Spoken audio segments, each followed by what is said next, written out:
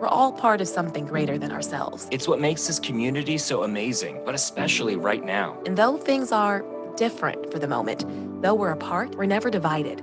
Because some things will always unite us, like 180 years of tradition. And our core values of respect, responsibility, discovery, and excellence. We're finding new ways to collaborate with each other. We're bringing our classrooms to your living room. And extending the support of our community to you, wherever you are. Together, we can achieve anything from anywhere.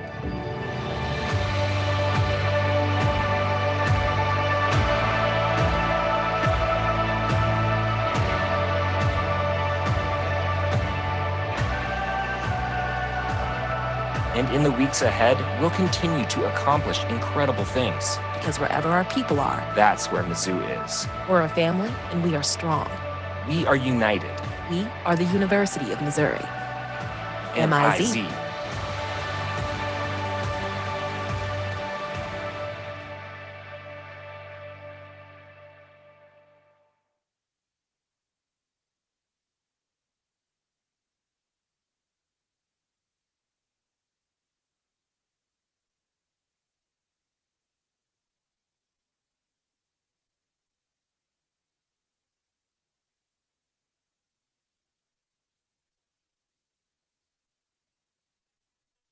Welcome, everyone. I want to thank you all for joining us today.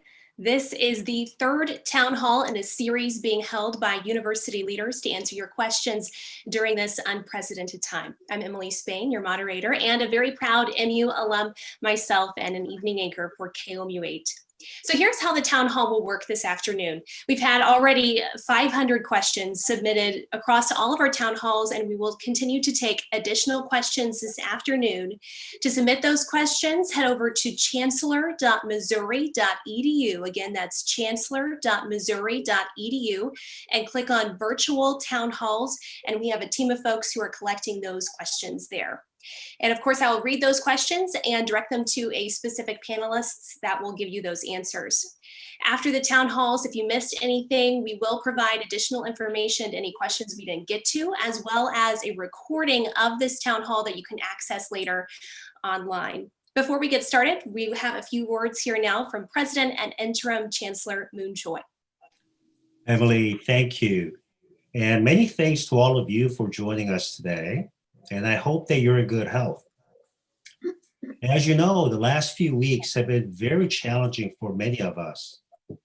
And like many of you, we are also feeling anxious about the future. But I also know that we can influence our future by being proactive. Many parents who are of my age may remember some of the dark times, like the oil embargo, to the Great Recession, and everything in between. It took a lot of hard work, but we all endured and survived. In the same way, we're going to get through this pandemic. What we need to do now, more than ever, is to support each other, to be understanding, to be resilient, and to stay positive. Throughout all of this and through the crisis ahead, we will evolve and our perspectives will change. The university will also be different in many ways, including the way that we teach, learn, and engage. But what's not going to change is our commitment to student success. And that success begins with the safety and well-being of our students. We're excited for our students to return in the fall. And with caution, we expect the traditions at Mizzou to resume in full bloom. My favorite event of the year is commencement. In addition to the virtual celebration in May, we will have a special in-person commencement when it's safe to come back to campus. The graduating students deserve that recognition and celebration for their hard work. So in closing, we have a number of challenges to address in the next few months. It won't be easy, but throughout this process, we will be direct, transparent, accountable, and inclusive. So thank you. Thank you once again for joining us. We wish you good health, and we are fortunate to have you as lifelong Tigers. Now I'll turn it over to our Provost, Dr. Ramchand. Thank you, President and Chancellor Choi, and thank you to all our parents, our students, our faculty and staff who are participating in this. You know, it's been more than a month since we started down this uncharted path. We brought home all our students who were on study abroad trips. We moved courses online. We moved students out of res halls. We facilitated social distancing, a term we had never used before. And we're very fortunate that everyone participated, everyone helped, and every one of you rose to the occasion. Students, I want to thank you for the resilience you have shown during this transition. I know it's been extremely challenging. Learning, taking exams, turning in quizzes, reports. Perhaps you're back home, or perhaps you're elsewhere where you are dealing with unstable internet connections, or maybe you have siblings who all want access to your laptop, or other such issues. But you're doing it, and you're doing it showing tremendous courage and resilience. And for that, we salute you. Parents, we applaud you for everything you've done and that you're doing. And most importantly, we are so grateful. We are so grateful and honored for the trust that you have placed in us. We don't take that trust lightly. We really don't. We take the education, the well-being, the safety of your sons and daughters very seriously. It is for this reason that our effort, our guiding principle in the last month and going forward has been to ensure the health, safety, and success of your son or daughter, or both.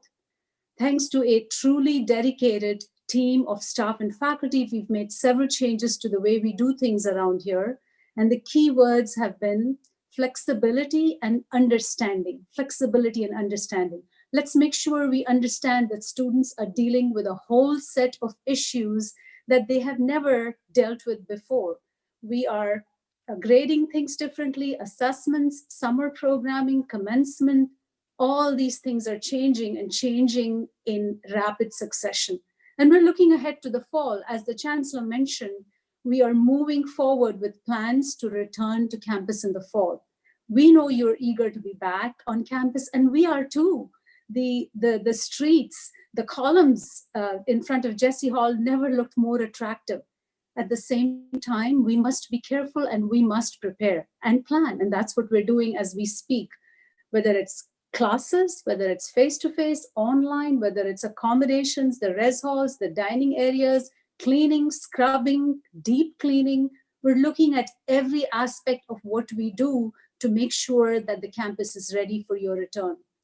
Personally, being a parent myself, I have always believed that in higher ed, we don't just admit students, we adopt them.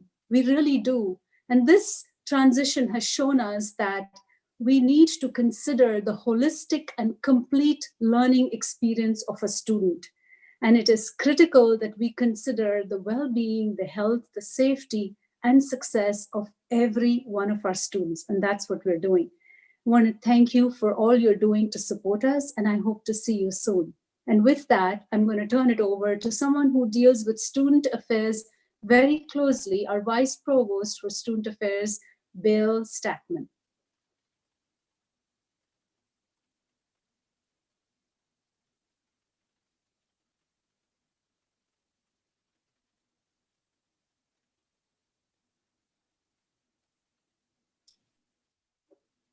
Bill, you're on mute.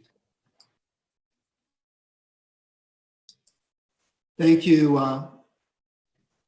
Provost Ramshad, and thank you, President and Chancellor Choi, for giving me this opportunity to be with you this afternoon.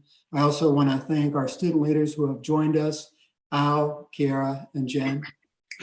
Before I go forward with my remarks, I also want to acknowledge our amazing students, our student leaders, our student organizations, our students who have really stepped up to this remarkable challenge and demonstrated their resiliency, their passion, their courage, and their care for this university and for our Columbia community.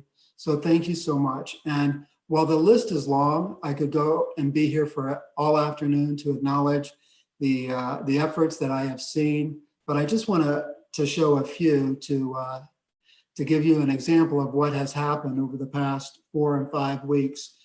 Tiger Pantry, our student-run pantry, has provided food during this food insecurity time to also provide support to the Columbia community as well as our faculty, staff, and students.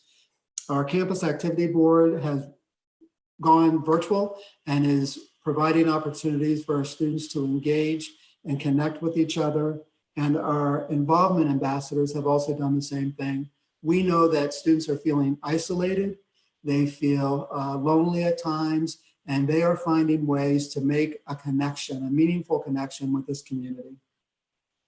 During the past year, I have reached out to family and parents and students via a number of social media, emails, Twitter, and I've done a lot of that during the past 2 months. And I specifically have asked you to contact me with any of your concerns, questions, suggestions. And I have heard you. I have heard you, my staff has heard you, and we have responded the best that we can. One of the things that I've heard loud and clear is the issue and concern around mental health, emotional well-being, and safety. And I want to remind everybody that our counseling center and student health services is remote. We are online to all students. We are providing a number of services. Our Wellness Resource Center is also providing tools for helping students manage their sleep, their anxiety, their depression, mindfulness, and meditation. We have care consultants. We have 3 of them who are trained in the area of mental health. They are not counselors, but they are prepared to troubleshoot, offer referrals, support. They're located in the Dean of the Students Office, and they are also outreaching and supporting students. We also have a student committee that we formed in the fall with staff focusing on mental health and emotional well-being. We have a meeting on Friday, and I can say that in addition to focusing on the present, we're already beginning to focus on opening up. What will our students be needing? What kind of services will we need to be prepared for when they return? And then lastly, I also want to mention our Disability Center, who is there to provide support for students with disabilities during this time, during all year, but we know right now there are special needs and they are making adjustments to provide support to them. And as we move forward and as we look forward to your return and to having an exciting campus in the fall, I want you to know that our priority for the Division of Student Affairs is the health, safety, and emotional well-being of our students. Thank you. Okay, thanks, Bill. I'd now like to introduce the Missouri Student Association President, Jennifer Sutterer, to make some remarks. Thank you, Emily. Good afternoon, everyone. My name is Jennifer Sutter, and I was the president of the Missouri Students Association for the 2019 to 2020 academic year. The Missouri Students Association, or MSA, is the undergraduate student government here at Mizzou. This is an extremely difficult time for all of us, and I know that there are many questions and concerns, which I hope we can help address today. We have also created a form on Engage called the Student Questions and Concerns Form, and it can be found under the Missouri Students Association page. If you have any questions or concerns that are not answered today, please fill out the form and MSA will follow up and email you when we have an answer. Thank you, and I would like to introduce the new MSA president, Anthony Tretter. Thank you, Jen, and good evening, everyone. My name is Anthony Tretter, and I am the current student body president of MSA. Over the past couple of weeks, we've been working on a number of different changes, and we've been working with Mizzou administration and faculty council on things like partial refunds for students and the implementation of the satisfactory, unsatisfactory grading changes. Please know that myself and MSA has been and will be advocating for student interests, and we will continue to be there for you and support you. I look forward to you all being today during this difficult and unprecedented time and look forward to our discussion today. Thank you. Jennifer and Anthony, thank you so much. Next, we'd like to introduce the Graduate Professional Council President, Al Wilsey. Thank you. Hello, everyone. My name is Al Wilsey. I'm a fifth-year PhD candidate in philosophy. This is actually my 9th year at the University of Missouri. I went to undergrad here as well. This is actually my 2nd term as the president of the Graduate Professional Student Government, GPC. GPC is working together with the University of Missouri to advocate for graduate and professional students in this time.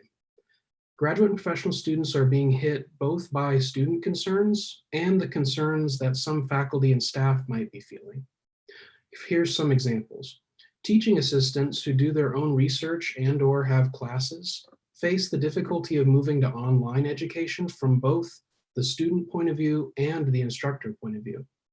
Research assistants feel the struggle of doing their research online in much the same way that their mentors do right now, and that research is vital to their career success.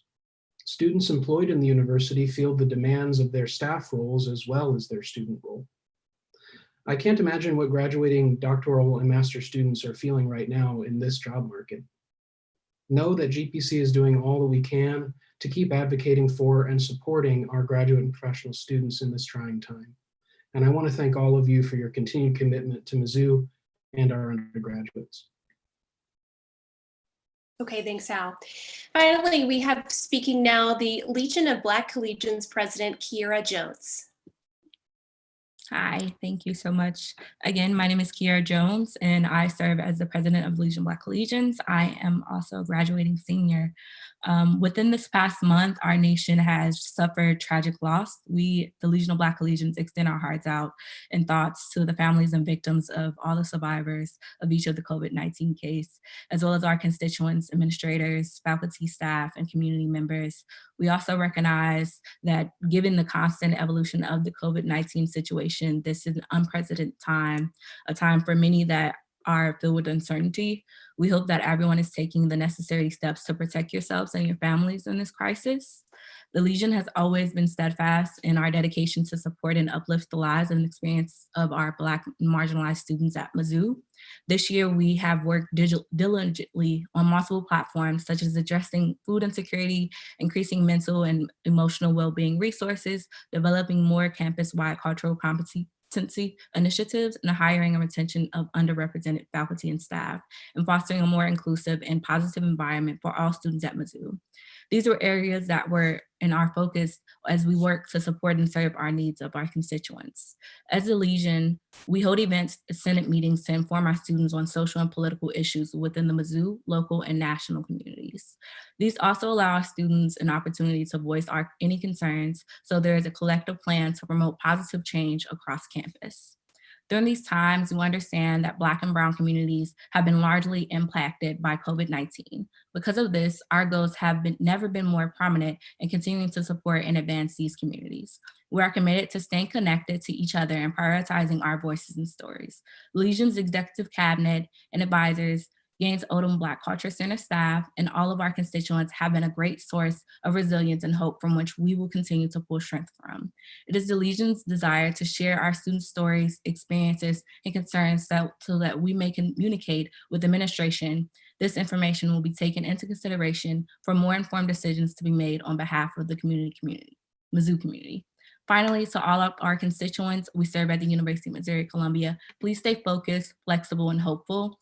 Even during these certain times, the Legion of Black Collegians will continue to uphold its mission to work to eradicate ignorance, promote positive change through education, motivation, and advocacy for Black students at Mizzou. Please continue to stay safe, healthy, with much love, the Legion of Black Collegians. Thank you. Kira, thank you so much.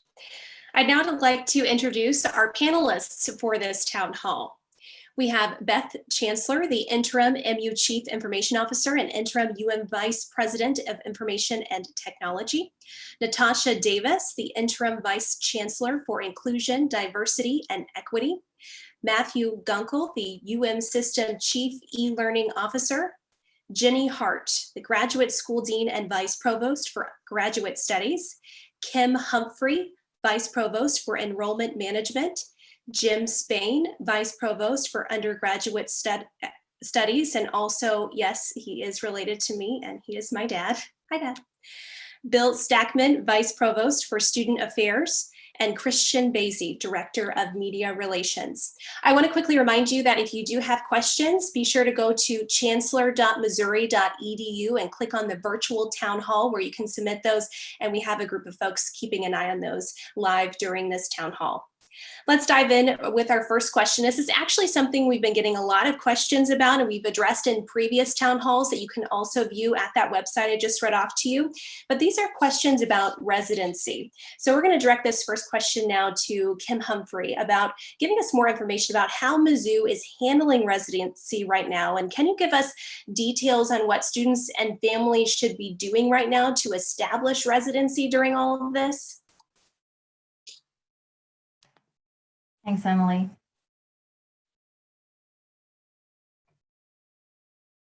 We understand. We can hear you. You're good to go.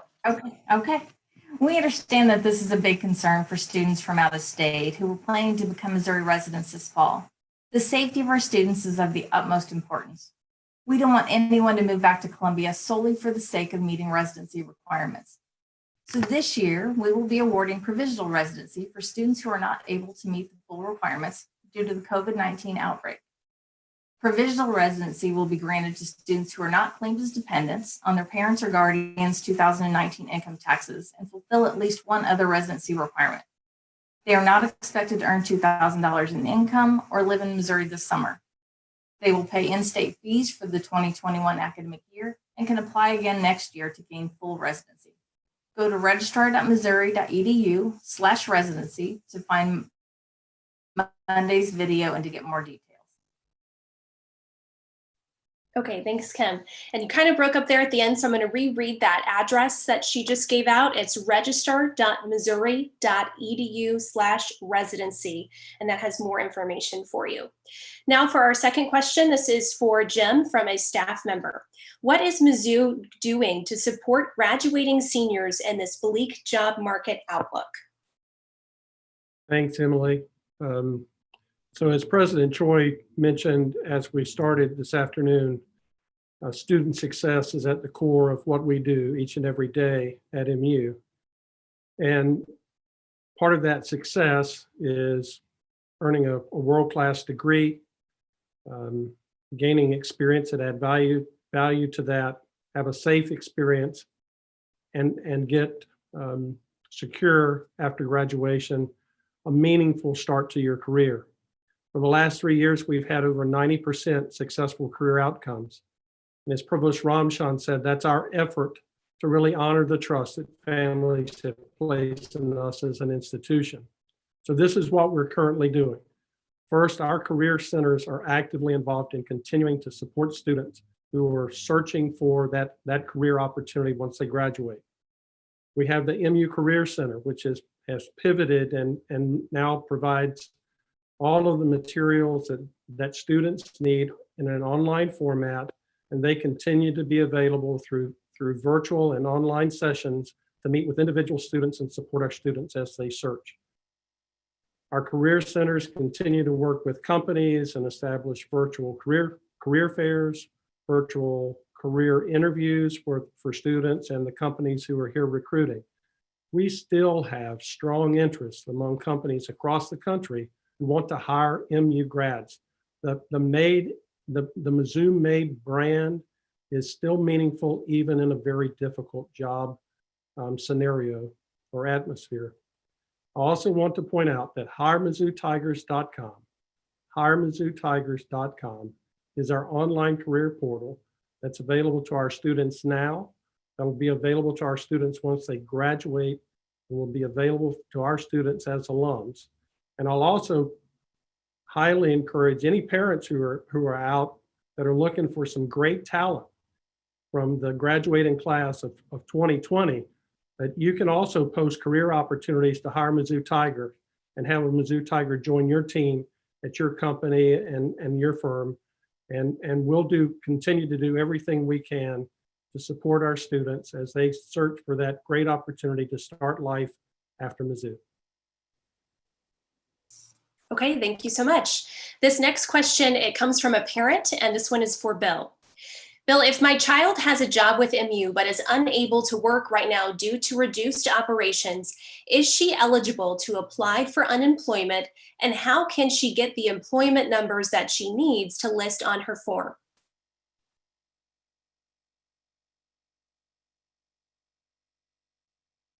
Thank you, Emily. Great question.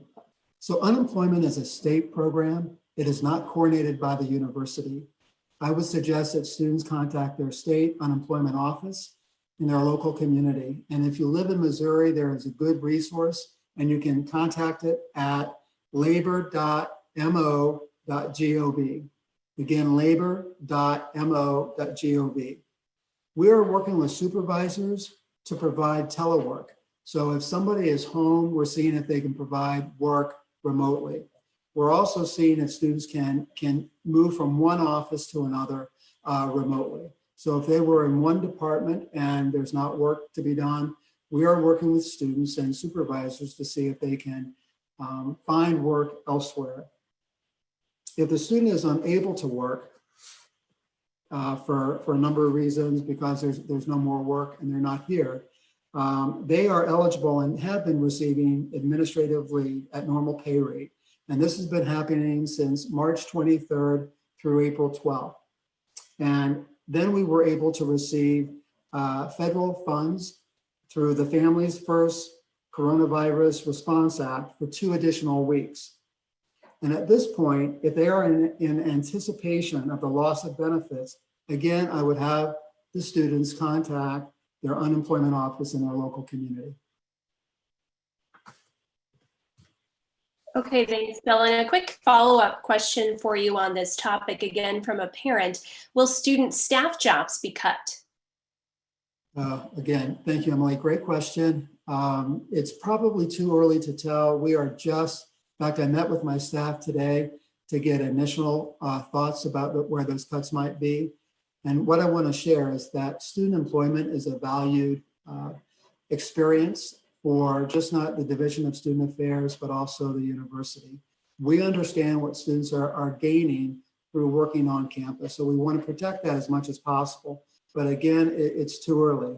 And one thing that I would want to share is that as a division, last week when I met with our staff, the leadership team, we identified core values, guiding principles that we would go through this process with when we were needing to cut our budget. And one thing that I want to share with you is that at the top of the list of our number one priority was being student-centered when we were making these decisions. We want to make sure that we do everything to provide students with an outstanding experience. And we want to make sure that as we make these decisions, that we're doing so in a way that supports not only our values and our mission, but also the values and missions of the university. Thank you. Okay, this next question is for Natasha. Natasha, how are you supporting students of marginalized groups?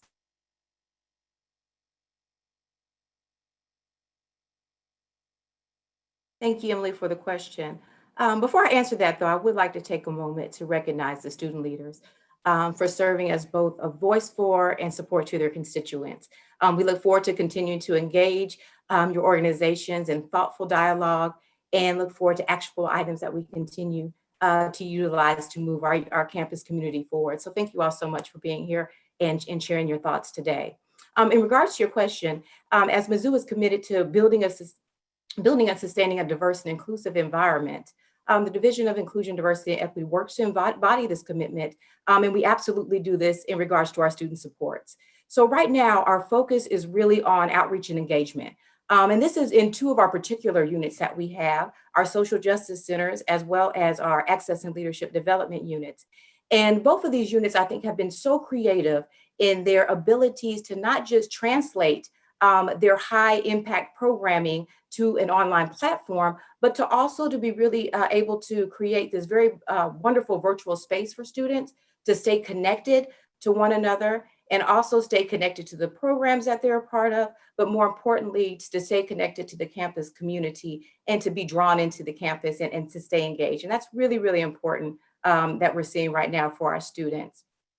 Additionally, one of our other offices, I think that needs to be mentioned is our our accessibility and ADA office, which is working tirelessly to promote and sustain an accessible community, particularly as it relates to now that we've transitioned and shifted to this online environment. They've been a wonderful resource for faculty, staff, and students. And so we want to definitely make sure that we continue to engage them as we move on and continue in our online work in the summer as well, too.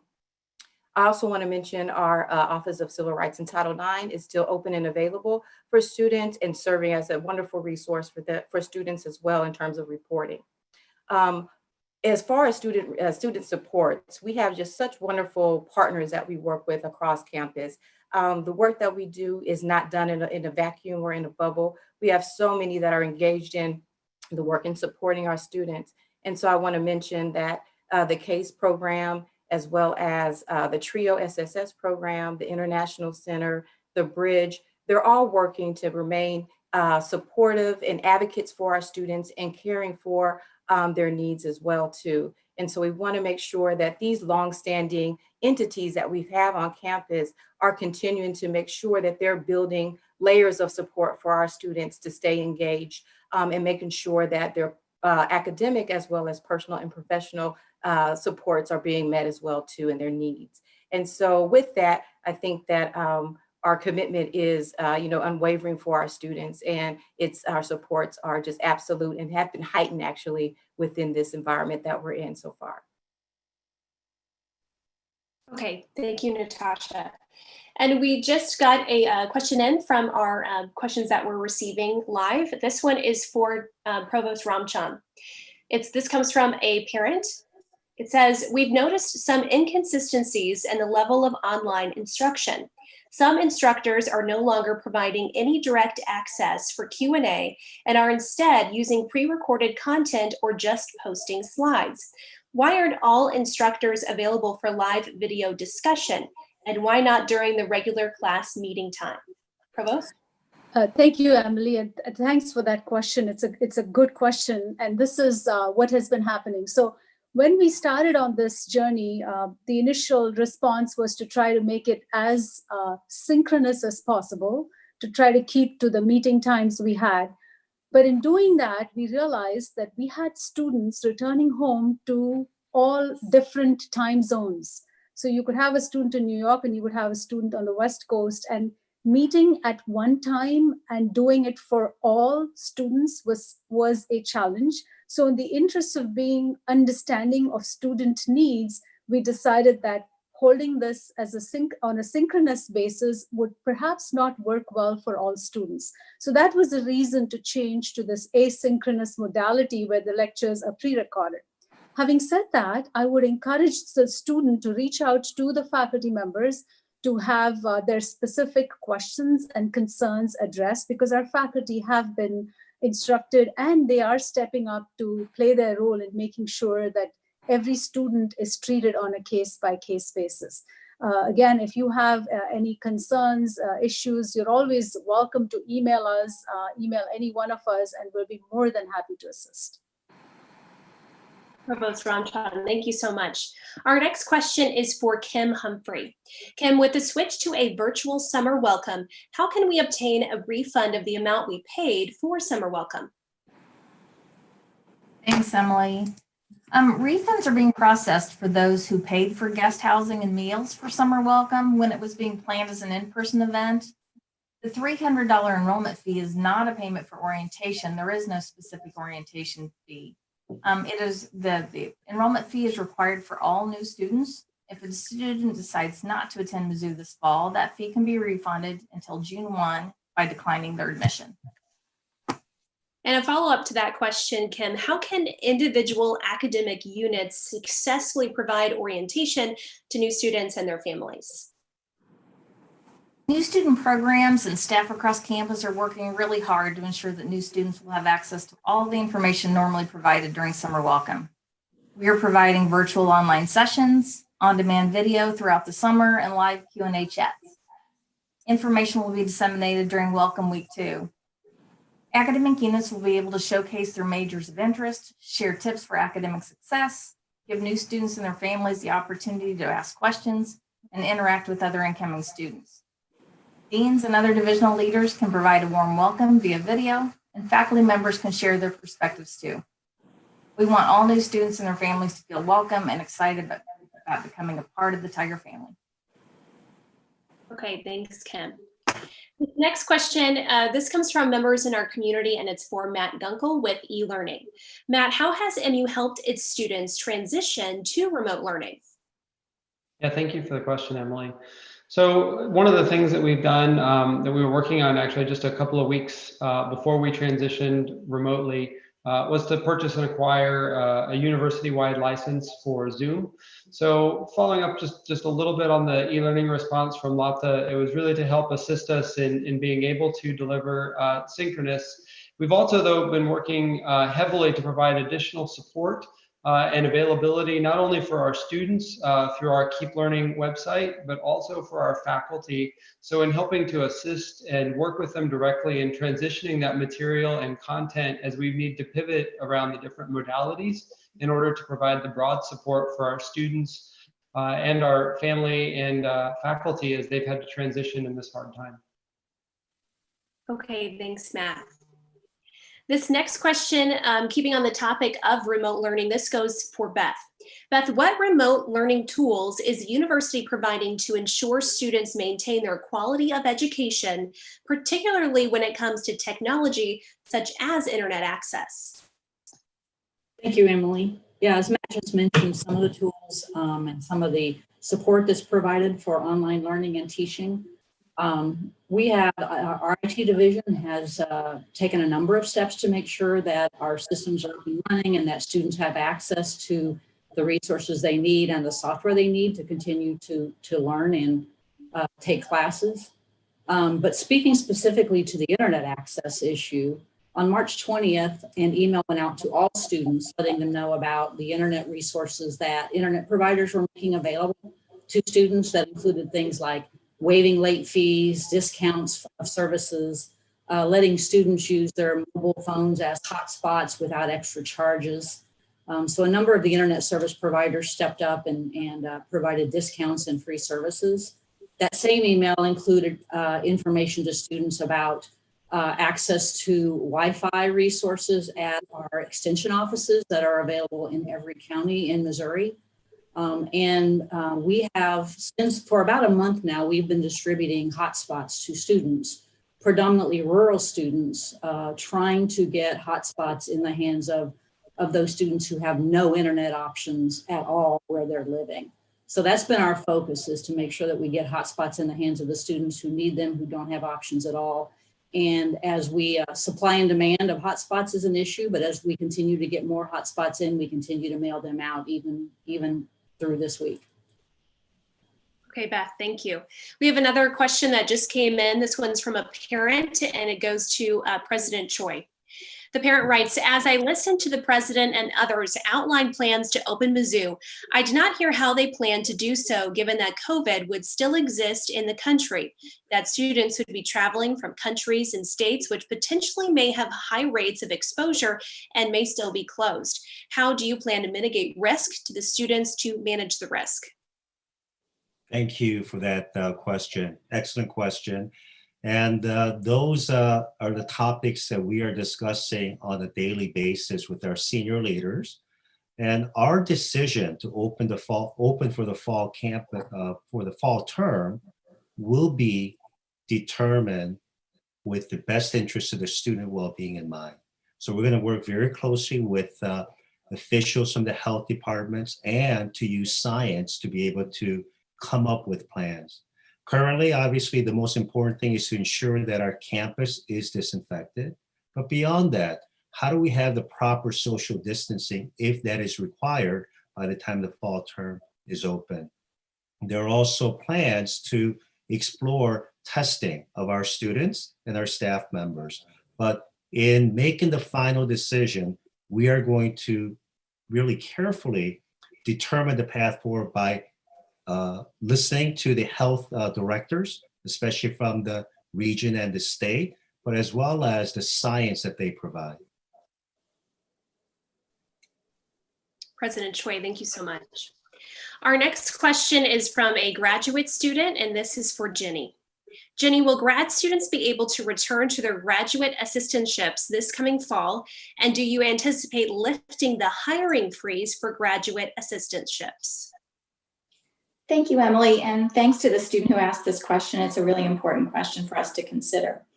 In response to the first part of the question, any offers that have been extended to graduate students to continue in their positions are expected to return to those positions in the fall.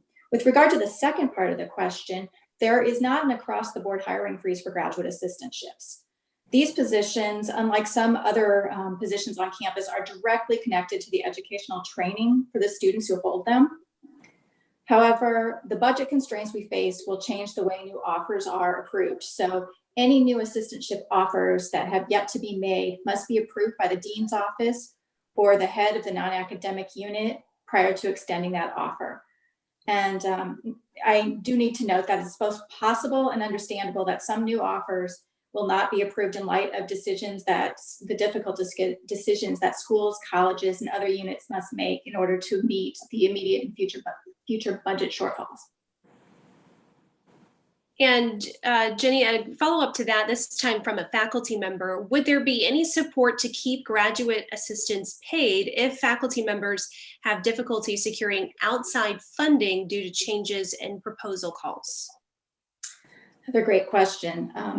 Nationally, the Association of Public Land Grant Universities, of which Mizzou is a member, the Association of American Universities, again, Mizzou is part of that group as well, and other national associations will soon be sending a letter to the Hill to ask for supplemental support to ramp research back up. The bill that's being proposed also has support from the Council of Graduate Schools, which advocates at the federal level for graduate student issues.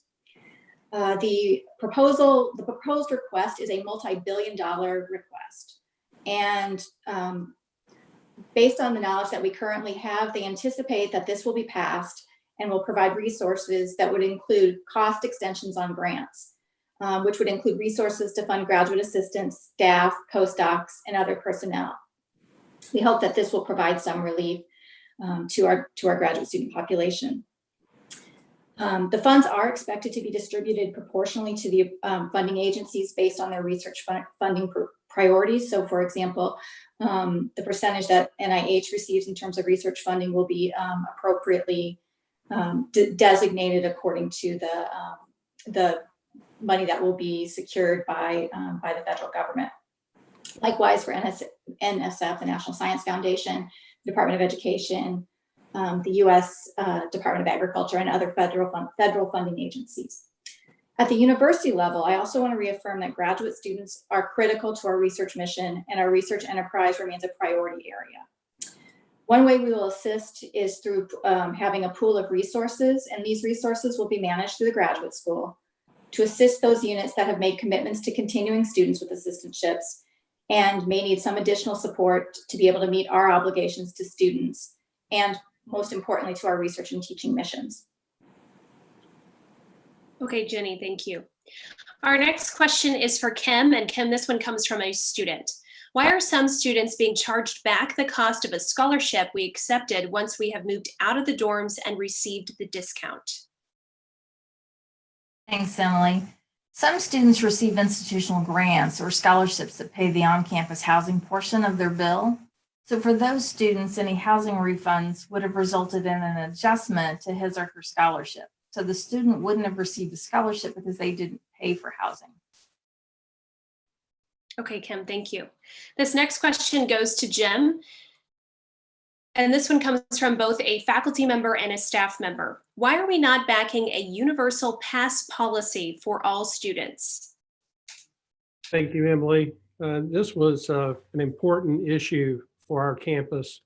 I think Provost Ramchan shared with us very early as we were beginning to make the transition in response to a global pandemic, what other institutions were doing. In particular, I think the first institution to make a move was MIT. We took this this concern to our associate deans for undergraduate studies, worked closely with the graduate school and our students. Jen and others from MSA were part of the discussions that we had. We recommended to faculty council that we go to an SU, satisfactory, unsatisfactory, which is our current policy.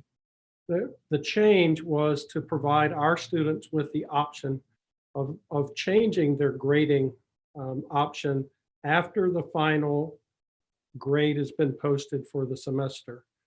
That allows the students to know completely how they've done during the semester and make an adjustment that is in their individual best interest based on their individual courses. One of the challenges that face us with a universal pass-fail is that some of our academic programs are held accountable to national accreditation and licensure requirements. And so it made it very difficult for us to take that approach to a universal pass-fail plan or policy, if you will. So what we've tried to do is frame it with input from faculty and students and support and endorsement by faculty council, and what we think is a very student-centered approach to providing them with the best option available for them to continue to make progress towards academic degrees, to adjust based on the challenges that they faced in a remote learning environment, while also maintaining the requirements that some of our programs have that are unique to specific disciplines.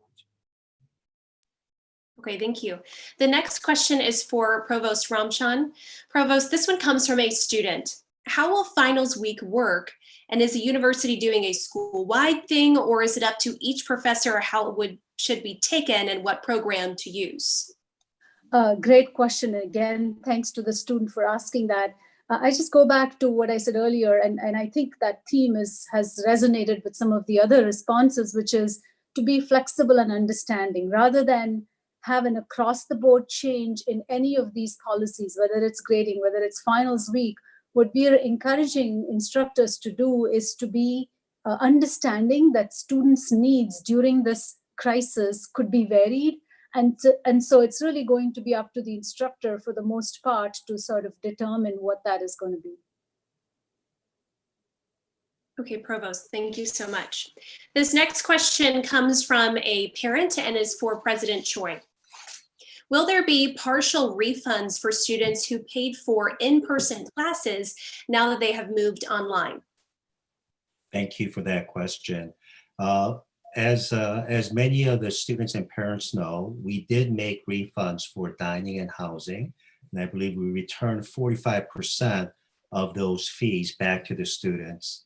With regards to our teaching and the tuition refunds that are being asked by parents, I just want to share with you how we are operating as a university, and you may know this already. Tuition dollars and the state support form the basis of paying for our faculty and teaching assistants. And currently, all of our faculty and teaching assistants are delivering the courses. And we recognize that in some cases, the e-learning or remote learning platform is not the most ideal, especially given the rapid transition. And for that reason, we want to support our faculty and teaching assistants. And so we are unable to provide a refund for tuition back to the students. Thank you. Okay, President Choi, thank you. This next question goes to Bill, and it is from a student about remote learning and mental health. Bill, the switch to online has been really hard for me and many other students. How are you supporting students' mental health at this time?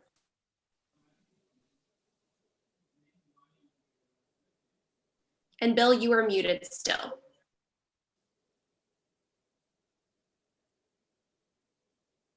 Thank you, Emily. And thank you to the student who raised that question.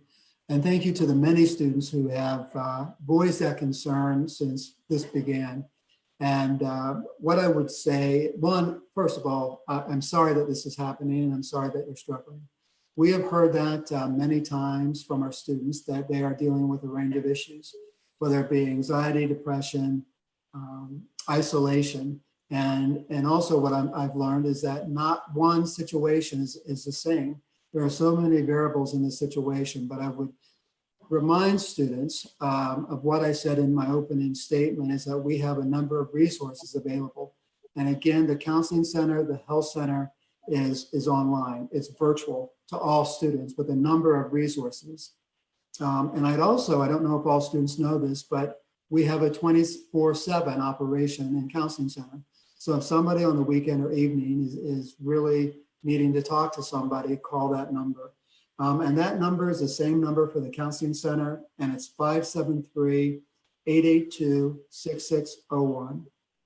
And I'd also, again, want to restate that the care consultants in the Dean of Students office are also available during the day to provide support for students. Again, they don't provide counseling, but they do an outstanding job in providing resource, direction, troubleshooting, acting as an advocate and a mediator in a number of situations. So again, contact the Dean of Students office. Thanks. Okay, thank you, Bill.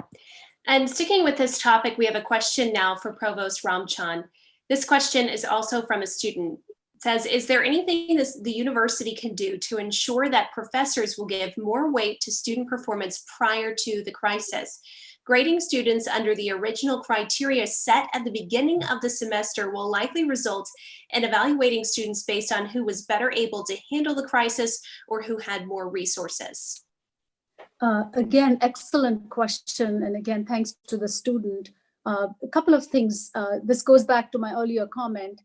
Doing that will be good for some courses. It may not be easy to do that in all courses. So we are encouraging faculty to consider that to the extent that it's feasible and that it works well for the student.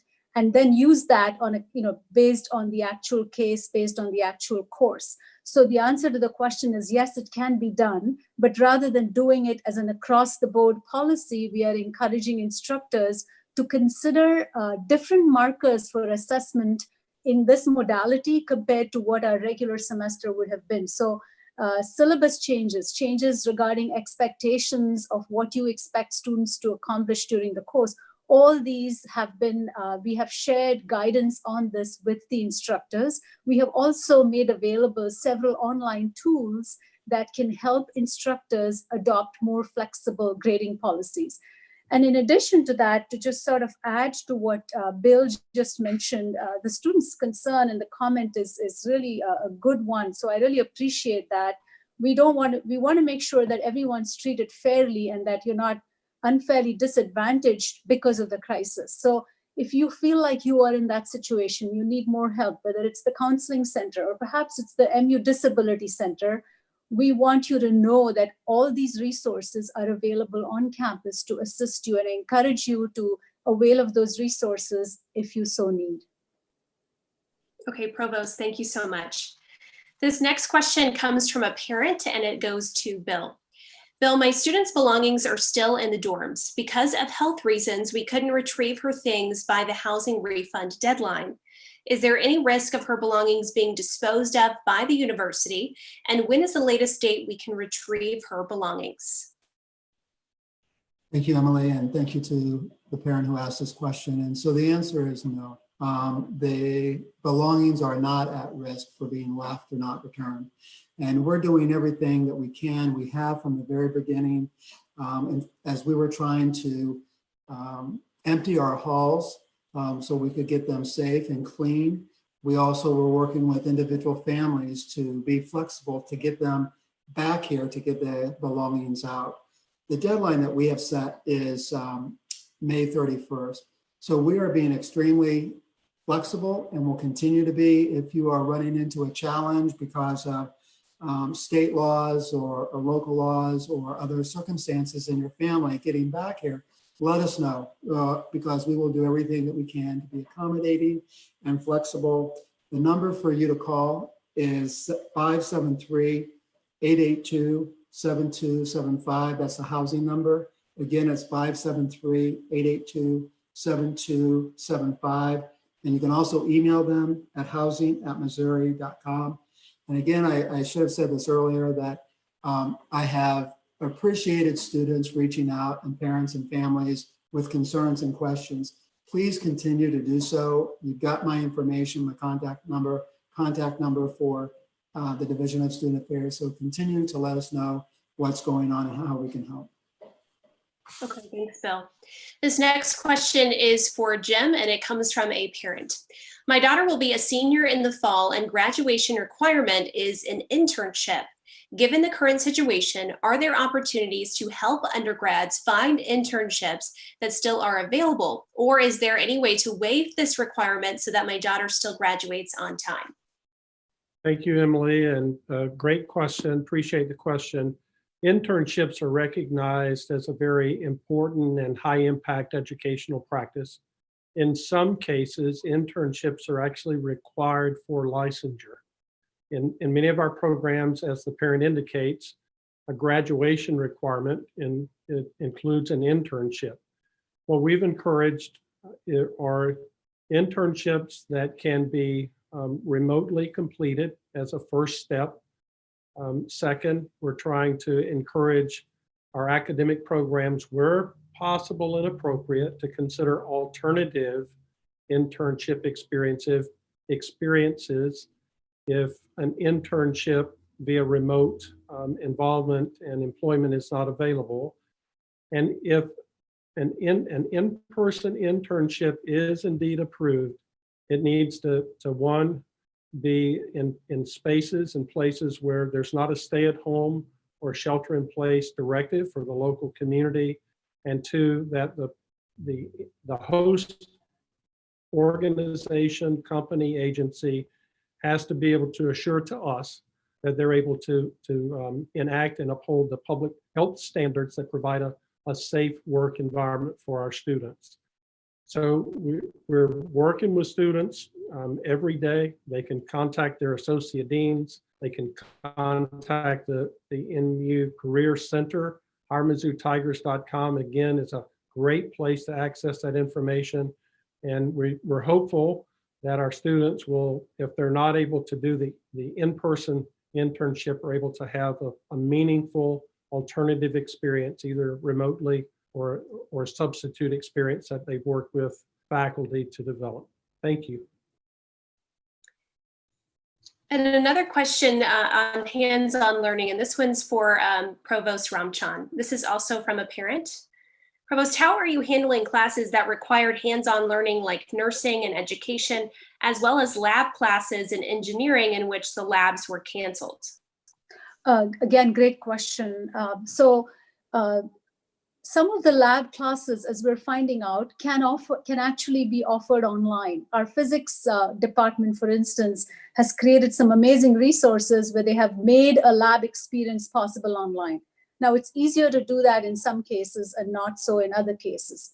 In other cases where it is absolutely essential for the student to be present physically, we are working with those deans and those department chairs on a case-by-case basis to see how we might, when we transition back to moving back to campus, assuming the stay-at-home order is lifted, we can bring those students back in small groups without compromising public health and safety, and give priority to those groups before we bring other groups back. So we are creating a process by which that transition happens in an orderly fashion. Okay, Provost, thank you. The next question is for Kim, and this has come from many students and parents, of course. Lots of folks are curious about spring commencement. So what are the alternative options to spring commencement, and is there an approximate date for when these activities and alternatives will be announced? Kim? Thanks, Emily. Like President and Chancellor Choi said earlier, we are so disappointed that we can't hold commencement this spring. But we know that nothing will stop our class of 2020. We will acknowledge our graduates' hard work and accomplishments with a 24-hour virtual ceremony on May 15th and 16th, and the whole Tiger family can participate on Mizzou's social media channels and on our website. An email invitation will arrive around May 1 with more information on how to participate, and we will invite our graduates to an in-person event at a later date. We have just concluded a survey asking what they prefer, so stay tuned for more information. Okay, great. Thanks, Kim.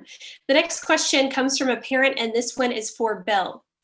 Bill, will Greek life, fraternity, and sorority recruitment still be happening at the beginning of August?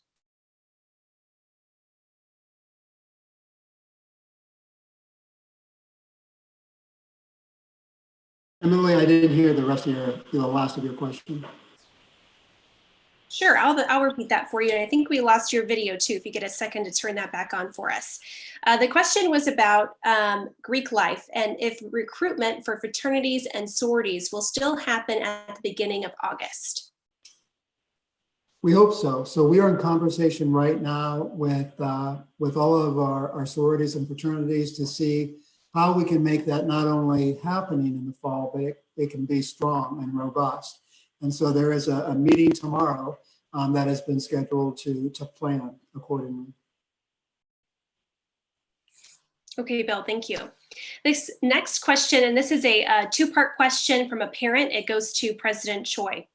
President, does MU anticipate recent state funding costs will force increased tuition fees or cuts to student grants aid for the coming fall session? And if non-in-person classes continue into the fall, how will tuition and fees be adjusted to compensate for that? Thank you. Yes, we've recently experienced what we call a withhold from the state for this fiscal year, and we expect that to occur again in the new fiscal year. But when I stated earlier that student success is what drives us, that drives us because it's really the most important part of our mission. And so the scholarship commitments that we've made to incoming students, as well as continuing students, will continue. In fact, with the stimulus funding that we expect to receive, we would like to provide more support for our new and continuing students going forward. Now, in terms of what we plan to do for the fall term, in terms of tuition discounts if we go entirely online, at this point, it's too early for me to say. And the reason being is that we're going to be experiencing what we hope is a strong enrollment for the fall. But if our enrollment is softer, like many universities are currently expecting, that will affect our revenues. And as I stated before, our faculty and teaching assistants are here, and their salaries are dependent on our revenues from tuition dollars and state dollars. So we are continuously monitoring the situation, but we are not, and we have never been, a university that would place the burden of education on the backs of our students and our parents. And during the past 10 years, we've only had 1 year where we increased tuition above inflation. And we rank as one of the lowest among top 50 states in terms of that tuition increase over the past 10 years. So that commitment will continue. Okay, President Choi, thank you. This next question comes from a parent and is for Bill. Bill, have there been any discussions or work done in helping students and parents manage off-campus housing expenditures? Thank you, Emily. Great question. So while the Division of Student Affairs manages a lot of the student experience outside of the classroom, we are not responsible for off-campus housing. And so we are not involved or responsible for the leases or for the contracts. But what we are doing right now, we are working with students in our off-campus housing office to make suggestions rather than break the lease to sublease. And so we're trying to find ways to make that easier for students than what it has been in the past. So we've created a platform to help this. And so it can be found at offcampus.missouri.edu, offcampus.missouri.edu. And something else that we are also doing is that, and have been doing for years, is that we have an Office of Student Legal Services.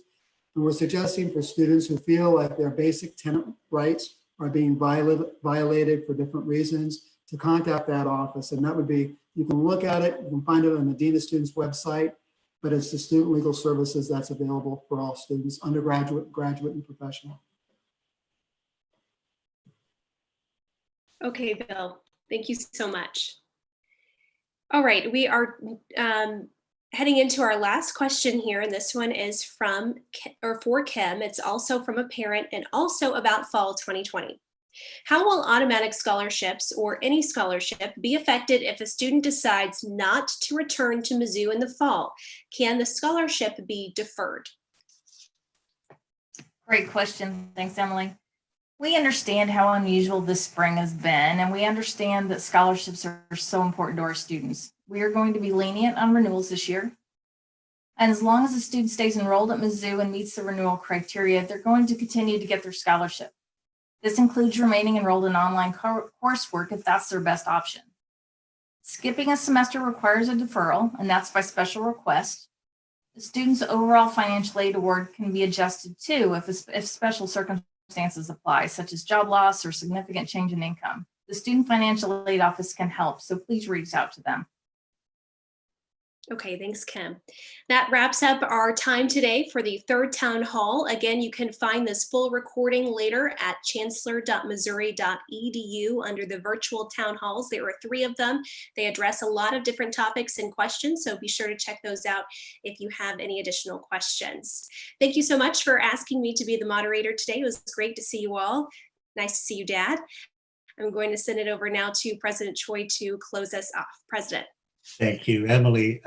As always, a great job. I want to thank all of the panelists as well as the student speakers. The students that we have at our university are truly, truly amazing. They're resilient and they make us better. And so we appreciate that. So to the students who are out there and parents, we wish you good health. We hope to see you back. We're excited to see you back in the fall. but the most important thing is to do the right thing by hunkering down where you're hunkered down and keeping a social distance. We will be contacting you frequently with updated information as we move forward. But before we leave, I want to share with you a video that was made by our outstanding, talented students in the School of Music. So with that, take good care and we'll see you soon.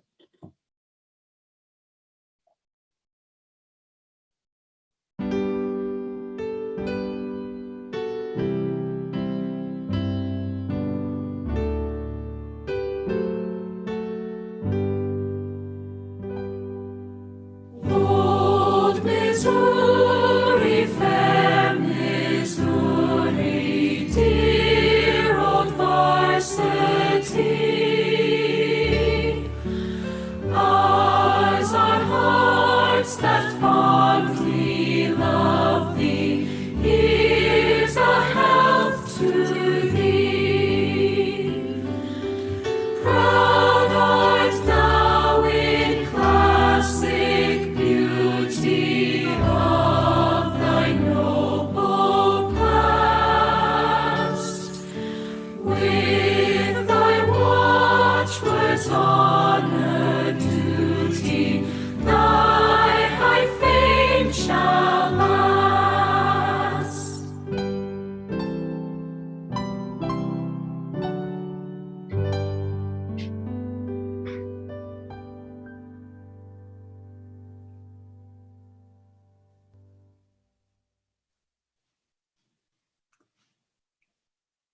Great job, everyone. Great job.